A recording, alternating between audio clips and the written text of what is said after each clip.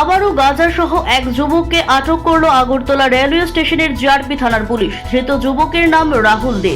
তার বাড়ি খোয়াই জেলার তবলাবাড়ি এলাকায়।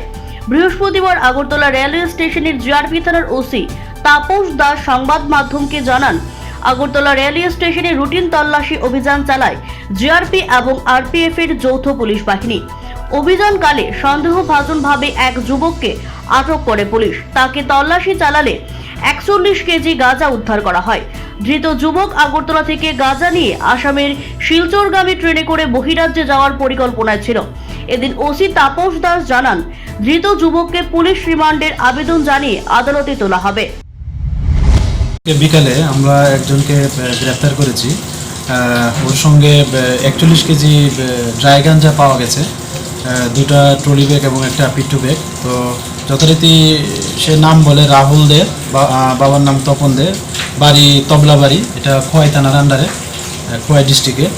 তো সে অ্যাকচুয়ালি ওইগুলি আমাদের যে আগরতলা শিলচর ট্রেন আছে ওইটা দিয়ে সে যেতে চেয়েছিল আর কি। তো আজকে আমরা ওনাকে আগরতলা আদালতে পাঠাচ্ছি উপযুক্ত পুলিশ রিমান্ডে চেয়ে আর।